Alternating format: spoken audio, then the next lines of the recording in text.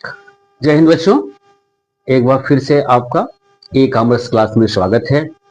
और आज हम फिर उसी चैप्टर में डिटर्मिनेशन ऑफ इनकम में ही रहेंगे।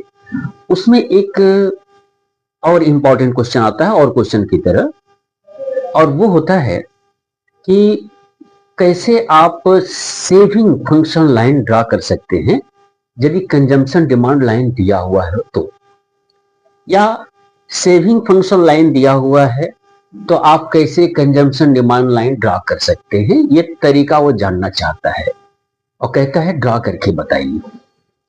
तो लगभग हर बोर्ड में ये क्वेश्चन पूछता है इस चैप्टर का। तो आज थोड़ा सा इसको हम लोग करके देखते हैं और समझ में आ जाएगा। चलिए, तो ये टेबल हम लोग प्राय यूज कर रहे हैं इस चैप्टर में, और आप ये भी देख रहे होंगे कि बार बार प्राय यही टेबल दिया जा रहा है। इसके पीछे कारण होता है कि जिससे कि एक दिमाग में पर्टिकुलर डाटा आ जाए किस चीज को समझाने के लिए, तो आपका काम आसान हो जाएगा लिखने के लिए। तो याद करने का एक तरीका होता है, इसलिए आपको किया गया और आपको याद हो जाएगा। चलिए आते हैं। देखिए, ये लेवल ऑफ द इनकम है और इसमें पहला जो इनकम है 0 है, और 0 लेवल पे जो इनकम है, ऐसे में जो कंजम्पशन एक्सपेंडिचर है ये है आपका सी बार, ऑटोनोमस कंजम्पशन है, ठीक है ना।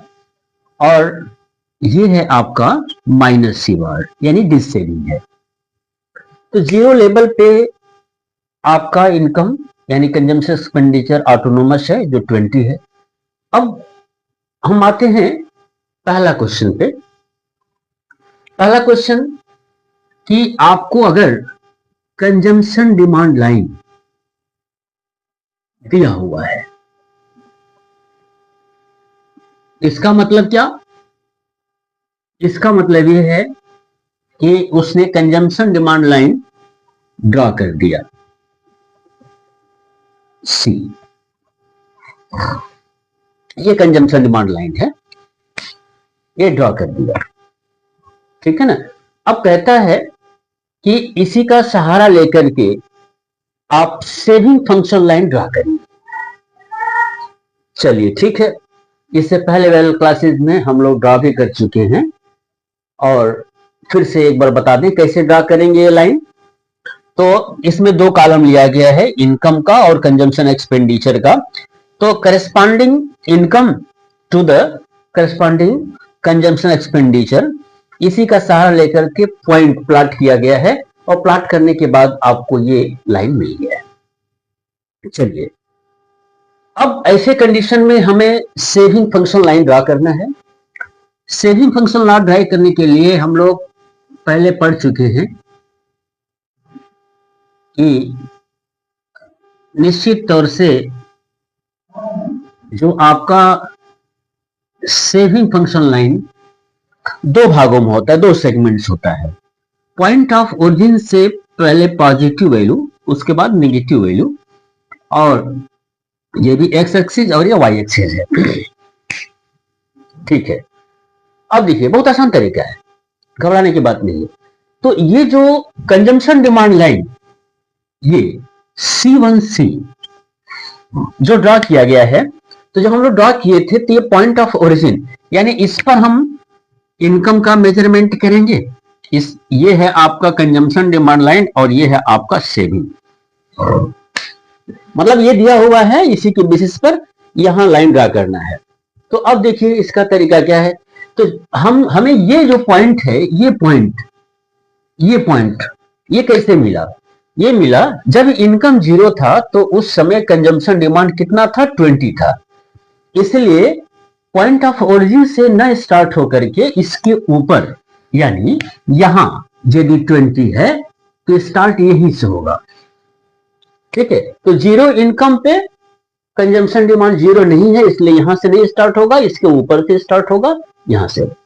और इसके बाद जैसे जैसे इनकम बढ़ता जाएगा, कंजम्पशन का एक्सपेंडिचर भी बढ़ता जाएगा, और ऐसे कंडीशन में आपको पॉइंट मिलते चले जाएंगे। आपको पॉइंट मिलते चले जाएंगे मतलब ये है, जैसे मान लीजिए यहाँ इनकम 40 है, यहाँ इनकम 80 है और यहाँ इनकम 120 है। तो किसी भी लाइन को ड्रा करने के लिए 2 पॉइंट की आवश्यकता होती है। ठीक है भैया, अब 2 पॉइंट की आवश्यकता होती है ऐसे कंडीशन में। तो मान लीजिए कुछ समय के लिए ये अगर ये 40 मिला हुआ है, इसका मतलब कि एक पॉइंट ये है और एक पॉइंट ये है आपका, ये 2 पॉइंट मिला हुआ है। ठीक है ना, ये 2 पॉइंट आपका मिला हुआ है। अब इनकम 40 80, ये हम लोग जानते हैं कि अगर ये 80 है यहां पर, इसका मतलब क्या, यहां भी 80 कंजम्पशन जो एक्सपेंडिचर है वो कितना है, 80 है। क्यों, देखिए यहां 80, यहां 80 ब्रेक इवन पॉइंट है।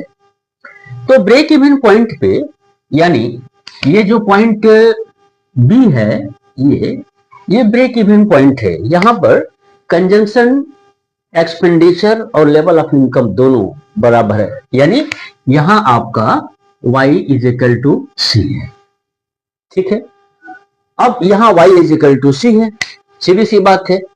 तो आपको याद होगा कि यहां y इज इक्वल टू अगर c है, दोनों आपस में बराबर हैं और सेविंग आप निकालेंगे, देखिए सेविंग आप निकालेंगे तो ऐसे कंडीशन में y की वैल्यू 80 है और c की वैल्यू 80 है, तो पक्का है सेविंग कितना आएगा, 0। तो इस ब्रेक इवन पॉइंट पे, ठीक है ना, अगर सेविंग निकालना चाहेंगे तो पक्का आएगा क्या, 0 आएगा। तो बस आप एक पॉइंट तो पहले निकाल लीजिए परपेंडिकुलर ड्रॉ करके, यहां जहां पर सेविंग कितना है, 0, यानी ये भी इनकम मेजरमेंट करेगा ना, समझ रहे हैं, ये भी करेगा। ये 40 हो गया, ये आपका 80 हो गया।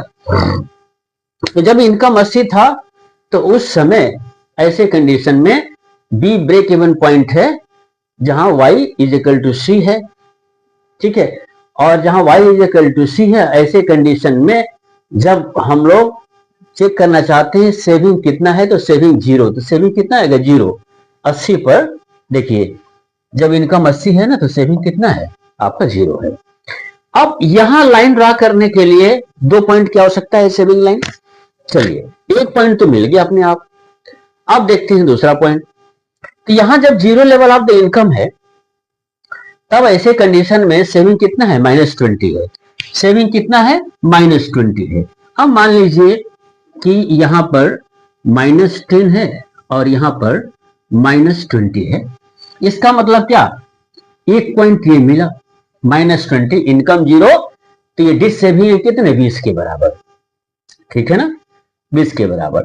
अब अगर कोई भी पॉइंट आपको प्लॉट ना करना पड़े, कोई दिक्कत नहीं है, 2 पॉइंट मिल गए, एक ये और एक ये, आप सीधे इनको मिला दीजिए, मिला के आगे बढ़ा दीजिए। यही है सेविंग फंक्शन लाइन, ड्रा हो गया। यही क्या सेविंग फंक्शन लाइन है। ठीक है, इसका मतलब क्या कि पॉइंट ऑफ ओरिजिन से ऊपर कंजम्पशन डिमांड लाइन, यानी इसकी जो दूरी है कितने के बराबर है, 20 के बराबर है। तो बस यहां उससे नीचे -20 आ जाएंगे, उतना ही डिस्टेंस लेकर के ये पॉइंट बन गया। ठीक है, ब्रेक इवन पॉइंट के पता हो गया हमें कितना है, ब्रेक इवन पॉइंट से परपेंडिकुलर लाइन ड्रा कर देंगे, ये मिल जाएगा जहां सेविंग 0 है। सीधी सी बात है, 2 पॉइंट मिल गया, दोनों पॉइंट को हमने इंटरलिंक करके आगे बढ़ा दिया, आपका सेविंग फंक्शन लाइन बन गया। पहला क्वेश्चन का आंसर आपको मिल गया। अब इसका दूसरा भाग आप स्क्रीनशॉट ले सकते हैं। चलिए अब इसका हम दूसरा भाग देखते हैं। दूसरा भाग कहता है कि अगर सेविंग फंक्शन लाइन दिया हुआ है तो इससे आप कंजम्पशन डिमांड लाइन कैसे खींच सकते हैं। चलिए इसको भी हम लोग देख लेते हैं। इसका मतलब ये क्या कह रहे हैं, ये आपसे कह रहे हैं कि यहां आपको ये एक्स एक्सिस है, वाई एक्सिस है, पॉइंट ऑफ ओरिजिन है, ये प्लस है, ये माइनस है। ठीक है, अब ये कहते हैं कि सेविंग फंक्शन लाइन दिया हुआ है, एस दिया हुआ है, ठीक है, एस दिया हुआ है। ये जो पॉइंट है, ठीक है, मान लीजिए पॉइंट ए है, ये माइनस सी बार है, ठीक है, ये माइनस सी बार है। और यहां जो एक्स एक्सिस को इंटरसेक्ट किया है तो पक्का है, हम जानते हैं कि यहां जहां इंटरसेक्ट किया है जिस इनकम के लेवल पर सेविंग पे, यहां पर सेविंग भैया जीरो कितना है, सेविंग आपका जीरो है। तो सेविंग जीरो कहां होता है, जहां आपका y इज इक्वल टू सी होता है। बस अब हमें पता चल गया। इसी तरह से दो पॉइंट हमें चाहिए। अब इसको हम आगे बढ़ाते हैं। आगे बढ़ाने के बाद यहां फिर से एक्स एक्सिस, ये पॉइंट ऑफ ओरिजिन, इस पर कंजम्पशन हम एक्सपेंडिचर मेजरमेंट करेंगे। अब देखिए मेजरमेंट करने के लिए पक्का है कि जो कंजम्पशन लाइन की ओरिजिन होगी वो पॉइंट ऑफ ओरिजिन से ऊपर ही होगा। क्यों होगा, क्योंकि पॉइंट ऑफ ओरिजिन अगर जीरो है, यानी यहां हम मेजरमेंट किसका किए, वाई का, यहां किसका, ये सेविंग का है, तो यहां भी वाई है, ये क्या कंजम्पशन है आपका। तो ऐसे कंडीशन में जब इनकम जीरो है, यानी ये जीरो है आपका, लेकिन कंजम्पशन क्या है, 20 है, कितने के बराबर, ये है सी बार के बराबर, ऑटोनोमस के बराबर। बस इतना डिस्टेंस यहां हमने ले लिया, ये और ये हो गया आपका सी बार की वैल्यू, ठीक है, सी बार की वैल्यू होगी। स्पष्ट है, ओके। अब ये तो मालूम है नहीं आपका क्या, कि यहां है y इज इक्वल टू सी। इसका मतलब क्या, इसका मतलब ये है कि जब आप इसको परपेंडिकुलर लाइन ऐसे ड्रॉ करेंगे, ठीक है, तो y इज इक्वल टू सी, इसका मतलब यहां अगर यही आपका कॉलम दिया हुआ है, ये चीजें, ठीक है, यह स्पष्ट है। तो अब जितना यहां इनकम दिया हुआ है उसी के हिसाब से हमें एक पॉइंट और ड्रा करना है। अब एक पॉइंट ड्रा करने के लिए उतना हम मेजरमेंट करेंगे कि वो पॉइंट कौन सा है, ठीक है। तो वो पॉइंट कौन सा चाहिए, वो पॉइंट है y is equal to C. y का मेजरमेंट इस पर ये करेंगे, पक्का है, ठीक है। अब मान लीजिए कि यहां हमने मेजरमेंट किया, यहां अब देखिए कॉलम के हिसाब से ये है 20, ठीक है, ये है 20, मान लीजिए 20 है जो ये टेबल दिया हुआ है, ठीक है। अब ये आपका 40 है, ये आपका 60 है, ये आपका 80 है। ऐसे ही अब इनकम का मान लीजिए ये आपका 40 है, ये आपका 80 है, ये आपका 120 है, ये आपका 160 है। चलिए ठीक है। अब देखिए यहां पर इसके हिसाब से, अब इसके हिसाब से कंफर्म है, क्या कंफर्म है भैया, कि एक बात हम अच्छे से जानते हैं कि जब हम एगेट सप्लाई कर्व ड्रा करते हैं तो एगेट सप्लाई कर्व में क्या होता है, वो 45 डिग्री का एंगल बनाता है, हम लोग आप देख चुके हैं। तो ये 45 डिग्री का एंगल बनाएगा, यानी एक्स और वाई को इक्वली दो भागों में बांट देगा। चलिए ये दो भागों में बांट दिया, ठीक है, ये दो भागों में कंफर्म है कि बांट दिया। अब ये जब दो भागों में बांट दिया, ठीक है ना, यानी ये इसको दो भागों में बांट दिया, स्पष्ट है। अब ये जब दो भागों में बांट दिया तो ऐसे कंडीशन में जब यहां से यहां आप ड्रा करेंगे, ड्रा करने के बाद पक्का है कि अब उसी के नीचे आपको क्या मिलेगा, इनकम 80 मिलेगा। ये आपका पॉइंट मिला और इस पॉइंट, दो पॉइंट मिल गया, इसको मिलाते हुए आप आगे बढ़ेंगे, आपको सी मिल गया, आपको सी मिल गया, है ना। तो ये कंजम्पशन लाइन, इनकम लाइन यही है जहां सी इज इक्वल टू क्या हो गया, वाई, ये वाई का लाइन है, ये क्या है, वाई का लाइन है। तो यहां जहां कट किया है ये सी इज इक्वल टू क्या हो गया, ये वाई हो गया, सीधी सी बात है। क्योंकि इसी के नीचे जब कट करेंगे, सीधी सी बात, यहां पर जब कट करेंगे तो यहां पर क्या मिलेगा, जब इनकम को कट करेगा इसका मतलब क्या है कि यहां सेविंग जीरो है, तो यहां वाई इज इक्वल टू सी होगा, पक्का होगा। और y इक्वल टू सी मिल गया आपको ये पॉइंट, और इसी पॉइंट से इस पॉइंट को हम इंटरलिंक करते हुए आगे बढ़ा देंगे, कंजम्पशन डिमांड लाइन हो गया, और इसी तरह से लिख देंगे। अब ये चीजें एकदम स्पष्ट हो गया है दोनों क्वेश्चन का आंसर, कि अगर सेविंग फंक्शन लाइन दिया हुआ है तो ऐसे में कैसे कंजम्पशन डिमांड लाइन ड्रा करेंगे, और कंजम्पशन डिमांड लाइन दिया हुआ है तो सेविंग फंक्शन लाइन कैसे ड्रा करेंगे। चलिए यहां तक हम लोग बड़े सफलता के साथ अच्छे ढंग से हमने अध्ययन कर लिया। अब आज एक दूसरा पॉइंट रेज करते हैं इसी चैप्टर का, वो भी बहुत ही महत्वपूर्ण है आपका। एकदम घबराइएगा मत, आसानी से हम लोग पढ़ लेंगे। चलिए आते हैं उस पॉइंट पे। तो आज है इन्वेस्टमेंट फंक्शन की बात करेंगे। देखिए इन्वेस्टमेंट हम लोग विधिवत पढ़ चुके हैं, इसलिए अब उसको फिर दोहराने की आवश्यकता नहीं है। मतलब ये है कि जब भी हम एडिशनल कोई मशीन खरीदते हैं और उससे आउटपुट में यदि वृद्धि होती है तो वही एडिशनल जो मशीन होता है जो बाकी के सभी मशीनों के साथ जुड़ जाता है और उससे इनकम बढ़ जाता है, तो वही एडिशन जो मशीन का होता है इन्वेस्टमेंट होता है। हम लोग कई बार पढ़ चुके हैं, कोई बात नहीं, फिर से बता दिया आपको। अब ऐसे कंडीशन में क्या होगा, हम जानना चाहेंगे कि जो इन्वेस्टमेंट होता है, ठीक है, मतलब एक मशीन हम क्यों खरीदते हैं? आय को बढ़ाने के लिए, इनकम को बढ़ाने के लिए। तो सीधा से इसका भी संबंध किससे है? इनकम से है। इसका भी संबंध वाई से है ना, वाई से है। मतलब कि अगर हम मशीन की संख्या बढ़ाएंगे तभी जब इनकम बढ़ेगा। इसका मतलब क्या कि मशीन किस पर डिपेंड है? इनकम पे डिपेंड है ये भी। इसीलिए इन दोनों के बीच में एक रिलेशनशिप हो। और कैसा रिलेशनशिप है? काम का है, ठीक है। तो इसलिए कहते हैं investment is also function of Y. यही आपका इन्वेस्टमेंट डिमांड फंक्शन हो गया आपका। अब इन दोनों में जो रिलेशनशिप मैंने बताया क्या, कि मान लीजिए कि इनकम बढ़ेगा तभी इन्वेस्टमेंट डिमांड बढ़ाएंगे, और अगर इनकम घटेगा तो हम इन्वेस्टमेंट कम करेंगे। सीधी सी बात है। इसीलिए इन दोनों के रिलेशनशिप को हम कहते हैं क्या? इन्वेस्टमेंट फंक्शन कहते हैं। चलिए इन्वेस्टमेंट फंक्शन हम लोगों ने पढ़ लिया।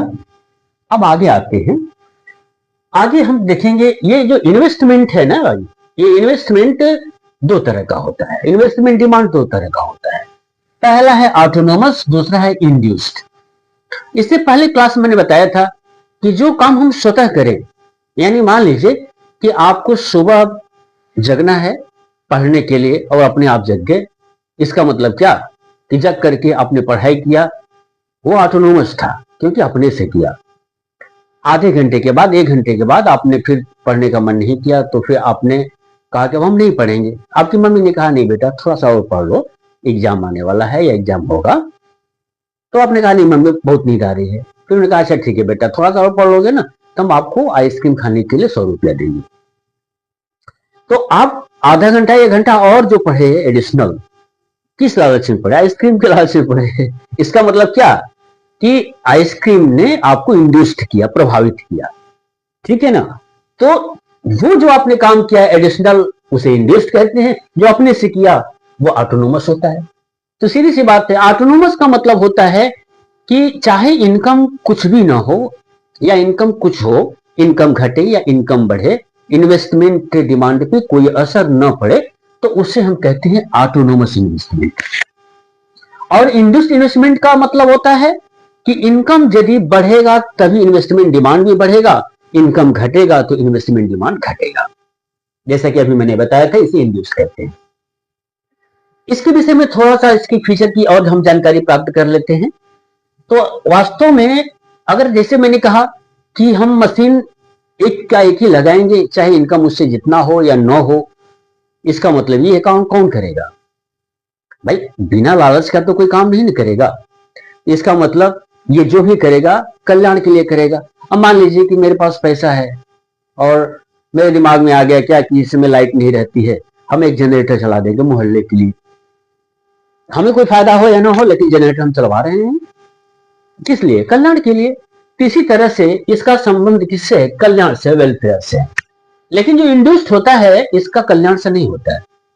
इसका होता है कि भैया हम एक मशीन जरूर लगाएंगे और जब हमें प्रॉफिट मिलेगा, 2 लगाएंगे जब और प्रॉफिट मिलेगा, 3 लगाएंगे जब और प्रॉफिट मिलेगा। इसका मतलब क्या कि जब इनकम बढ़ेगा तभी हम मशीन की संख्या बढ़ाएंगे, तभी हम बिल्डिंग की संख्या बढ़ाएंगे, तभी हम इन्वेस्टमेंट बढ़ाएंगे। तो प्रॉफिट के लिए अगर हम मशीन की संख्या बढ़ाते रहें या इन्वेस्टमेंट डिमांड बढ़ाते रहें तो उससे हम कहेंगे इंड्यूस्ड।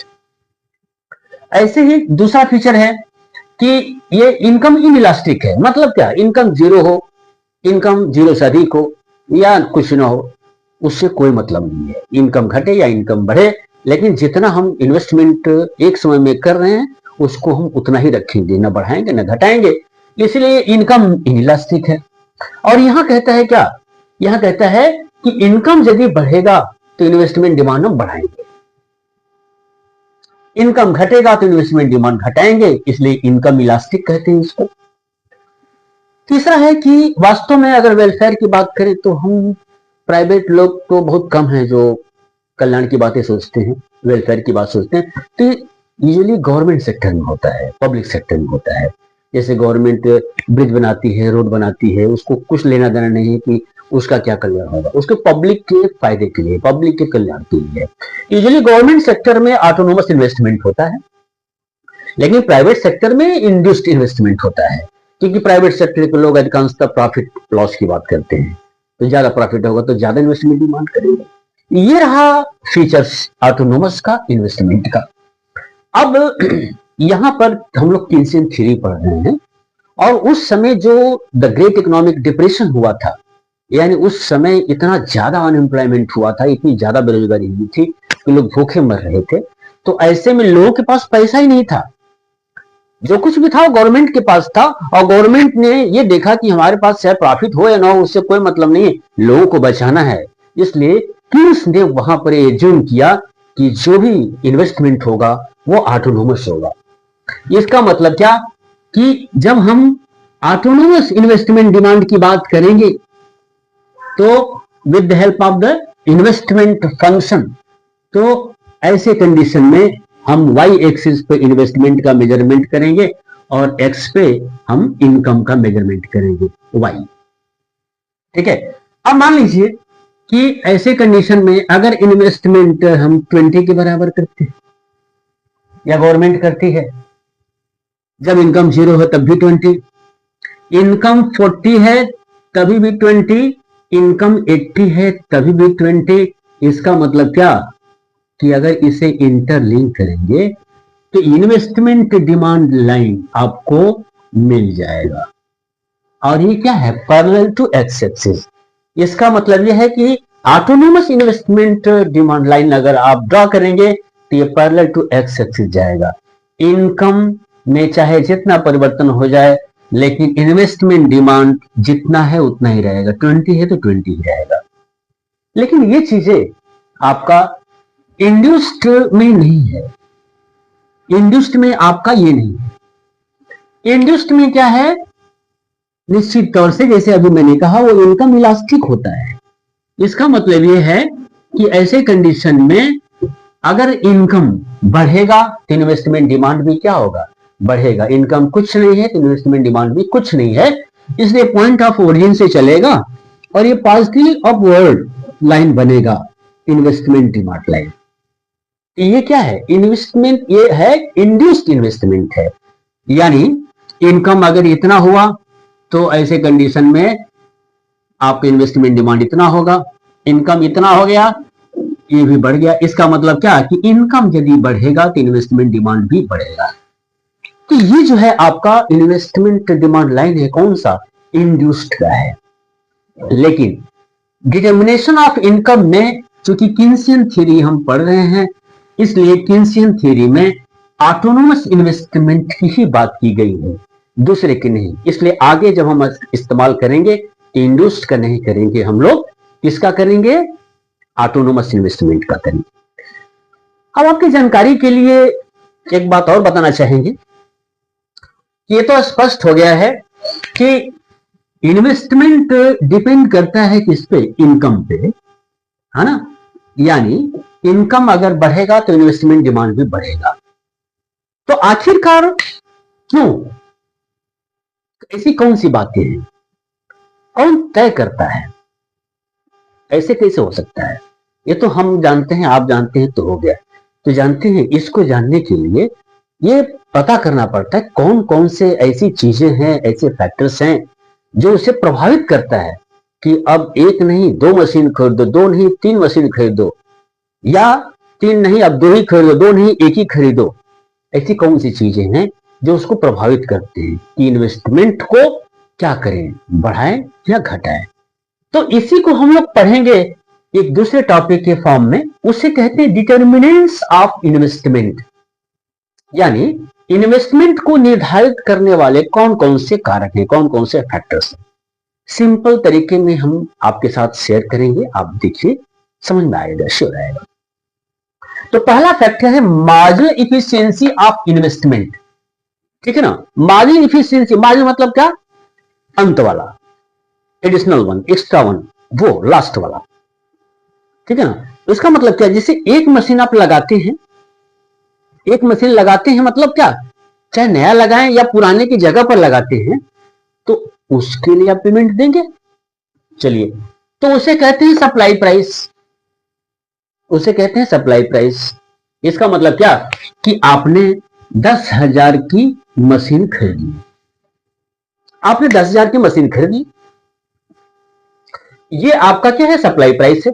तो भाई मशीन क्यों खरीदा है, मशीन आपने खरीदा है कि जितनी भी हमारे पास और मशीनें चल रही हैं, उनकी वजह से जितना उत्पादन चाहिए, जितना इनकम चाहिए, नहीं हो पा रहा है और हम बढ़ाना चाहते हैं, इसलिए आपने एक मशीन और खरीद लिया 10,000 में। चलिए ठीक है, खरीद लिया। अब खरीदने के बाद जब खरीदने जाते हैं तो आप क्या कहते हैं, आप कहते हैं कि भैया ये मशीन कितने साल तक चलेगा, तो उसने कहा कि भैया ये 10 साल तक चलेगा। तो लाइफ टाइम इस मशीन का कितना हो गया, 10 साल हो गया।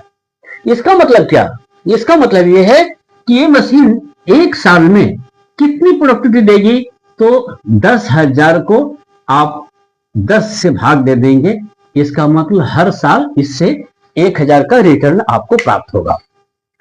अब 1,000 का जो रिटर्न प्राप्त होगा, ठीक है, तो का पूरा 1,000 जो मशीन आपको इनकम देगी, मशीन में कुछ भी खर्च नहीं हो रहा है, होगा मशीन के रख रखाव में खर्च होगा, है ना, जो मशीन को ऑपरेट करेगा उसकी तनख्वाह में खर्च होगा। इस तरह से जो मेंटेनेंस चार्ज होगा उस मशीन का, मान लीजिए, है ना, वो आपका 200 रुपया हो गया, ₹200। ठीक है ना, ₹200।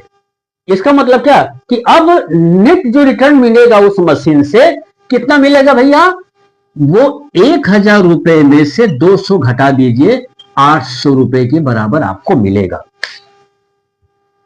800 रुपए के बराबर मिलेगा आपको। सीधी सी बात है। अब ऐसे कंडीशन में ये क्या है आपका, ये है आपका प्रोस्पेक्टिव एल्स, यानी ये नेट रिटर्न है उस मशीन का, कितना, 800। अब हम देखेंगे क्या कि इन दोनों की वजह से अंततः इस मशीन को लगाने के बाद हमें कितना रिटर्न मिल रहा है, और भी मिल रहा है कि नहीं मिल रहा है। ठीक है, तो अब जब marginal efficiency of investment calculate करेंगे, तो आपको जो नेट रिटर्न मिल रहा है 800, और मशीन का जो सपोर्टिव प्राइस है वो कितना है आपका, 10,000, और इंटू 100, तो ये हो जाएगा परसेंटेज में मार्जिनल इफिशियंसी ऑफ इन्वेस्टमेंट हो जाएगा। चलिए कैलकुलेट करते हैं, 2 जीरो ये भी कट गया भैया, सीधी सी बात है। और ये है, ये भी कट गया। ठीक है, कितना मिला, 8%। 8% के बराबर आपको मिला क्या, मार्जिनल इफिशियंसी ऑफ इन्वेस्टमेंट, यानी ये मिला 8%। यही 8% जो मिला है ना, यानी उस मशीन को लगाने के बाद 100 रुपए में आपको 8 रुपए के बराबर एकदम विशुद्ध इनकम प्राप्त होगा। ठीक है, और ये अगर 8 से जब 10 होगा तो आप और मशीन लगाएंगे, 10 से 12 होगा तो और मशीन लगाएंगे। तो जब मार्जिनल इफिशियंसी ऑफ इन्वेस्टमेंट बढ़ता जाएगा तो मशीनों की संख्या आप बढ़ाते चले जाएंगे, इन्वेस्टमेंट बढ़ाते चले जाएंगे। ये पहला कारक था इस फॉर्म में। दूसरा है आपका, ठीक है, अब दूसरा आपका जो है वो है रेट ऑफ इंटरेस्ट। दूसरा आपका जो है रेट ऑफ इंटरेस्ट है। तो अब देखिए रेट ऑफ इंटरेस्ट, यहां पर रेट ऑफ इंटरेस्ट किस चीज का, अब रेट ऑफ इंटरेस्ट किस चीज का है, सीधी सी बात है भाई, आपके पास पैसा बचत का है, सेविंग का है, तो आपने मशीन खरीद लिया, लेकिन आपके पास पैसा ही नहीं है, तो मशीन कहां से खरीदेंगे, है ना। आप बिजनेसमैन है, आप कमाई करना चाहते हैं तो उधार लेंगे, उधार लेंगे। मान लीजिए जिससे आप पैसा उधार लेंगे वो कहेगा भैया हम 100 रुपए पर हर साल 10 रुपया लेंगे, दूसरा कहता है हम 100 रुपए पर 8 रुपया लेंगे, या एक ही आदमी है कहता है कि नहीं हम 100 रुपए पर 10 रुपया लेंगे। तो आपने एक मशीन खरीद लिया उससे पैसा उधार लेकर के, अब एक मशीन और आवश्यकता पड़ी, फिर गए भैया पैसा आप कुछ उधार दे दो, और कहते नहीं अब 100 रुपये पर हम 20 रुपया लेंगे, क्या इंटरेस्ट का जो रेट है। तो अब रेट बढ़ाएगा तो क्या करेंगे, आप बोलेंगे नहीं जाने दो हम इसी से काम चला लेंगे। इसका मतलब क्या, इसका मतलब जो रेट ऑफ इंटरेस्ट है अगर ये बढ़ता जाए तो आप इन्वेस्टमेंट को घटाएंगे, और रेट ऑफ इंटरेस्ट घटता जाए तो इन्वेस्टमेंट को आप बढ़ाएंगे। यही जो चीजें हैं, ये दो कारक हैं जो इन्वेस्टमेंट को इंड्यूस करते हैं, ठीक है, कि बढ़ाना है या घटाना है। इन्वेस्टमेंट पे आज इतना ही, फिर आगे इस क्लास में हम लोग बात करेंगे। बहुत बहुत